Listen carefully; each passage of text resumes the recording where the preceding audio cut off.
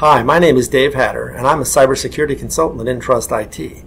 I'm excited to be here today on behalf of my friends from HCM to talk about an important and timely cybersecurity topic, in this case, phishing.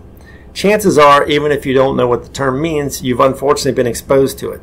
And you can see in the first bullet there, I have a quote from phishing.org. Phishing.org is a great website that will not only help you identify phishing, but also help you avoid it. I highly recommend you check that site out. It will go a long way towards helping protect you, your family, and your organization from these phishing attacks, which unfortunately are increasingly prevalent and unfortunately continue to produce results for the bad guys.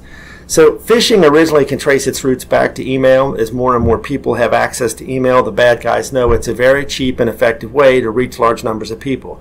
They can buy a list online of millions or hundreds of millions of email addresses, send out emails to people. Again, the idea that I'm going to cast a line and see what I can reel in at almost no cost and frankly with very little risk of being caught. And you'll see that sort of funny graphic there on the bottom. My bank just emailed me, better confirm my address and social security number like they asked, which is the type of social engineering that's typically delivered via phishing. You get an email message, it has some sort of urgent nature to it, or you're being asked to do something like buy gift cards. You know, usually if you're warned that if you don't do something almost immediately, there's going to be these dire consequences. And those are some of the tells, but we'll come back to that in a minute.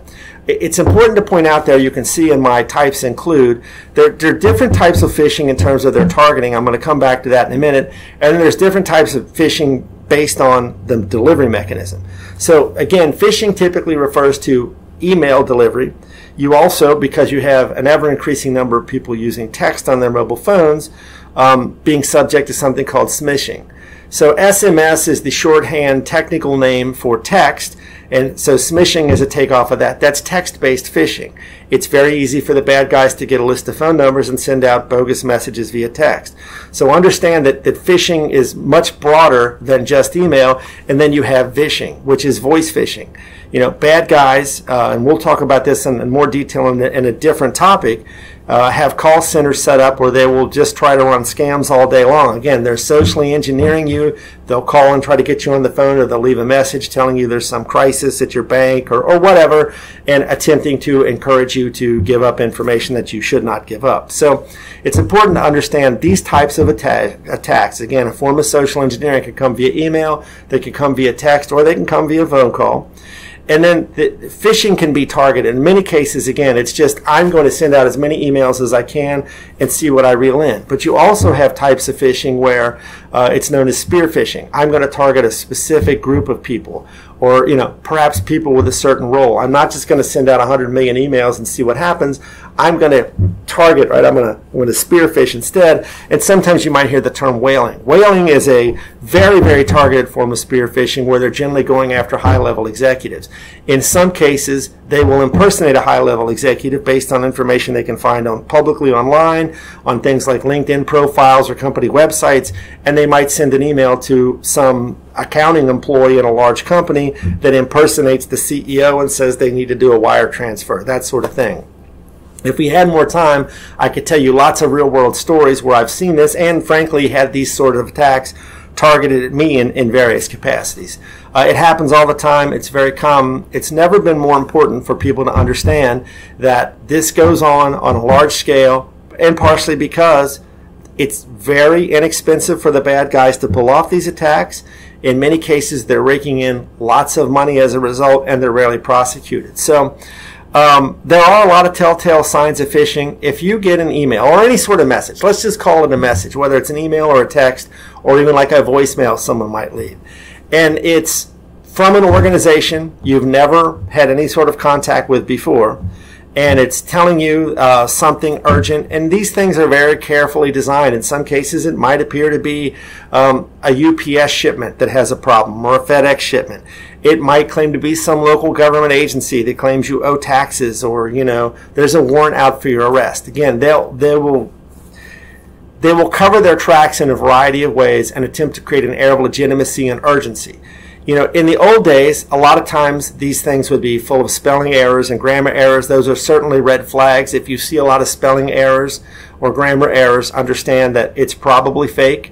If you get something from any organization that it claims you have to do something like right now, you should be highly skeptical of that.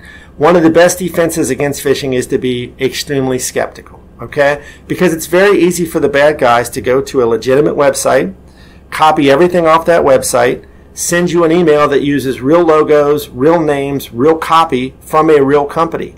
There's all kinds of scams geared around where phishing starts the scam, okay? It's very easy. So the best thing you can do when you get any sort of message and you have any question about it whatsoever, and you really do need to be skeptical, if you do business with Fifth Third Bank and you get an email from Fifth Third Bank and it tells you they're going to close your account, it tells you you need to you've got to go to this website and enter your username and credentials, no legitimate organization needs your username and password. They already have it and they can reset it for you. They do not need you to supply it to them. If they do need you to supply it to them, you probably need to find a new vendor for whatever that service is. So if you're being asked to provide any sort of sensitive information, a credit card number, your username and password, your social security number, anything like that from an unsolicited email, then the best thing you can do is do what we nerds in the business call go out of band. You literally ignore the message and you say, okay, I think that this thing could be legitimate. I'm not going to call any phone numbers that they supplied to me. I'm not going to click any links they supplied to me. I'm not going to use any of the information they supplied to me. I'm going to go on my own, open up a new web browser window, look up the organization, Fifth Third, Target, UPS, IRS, whomever this thing claims to be from, and use the information that you find on their legitimate website to reach out to them and say, I got this message, this text, email, whatever it is, and again, go out of band. Confirm on your own. It's sort of a trust but verify thing. Only sadly, nowadays, you really can't trust anything because it's so easy to spoof this stuff. You really need to assume anything you get that's unsolicited, especially if it's from an organization you've never done business with before, you need to assume it's fake. You need to reach out, if you want to follow up, you need to reach out on that organization on your own by information you find independent of that message to confirm it's real, because 99% of the time these things are fake and they're going to play on the sense of urgency they created there. Unfortunately, this is probably going to get worse before it gets better because, again, the bad guys are making an enormous amount of money and they are unfortunately rarely prosecuted. So stay safe out there. Be very, very skeptical, and go to phishing.org where they have lots of examples and you can see just how realistic these things are.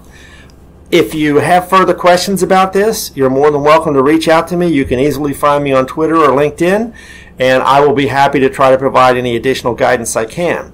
Thanks a lot for your attention today, and have a great day.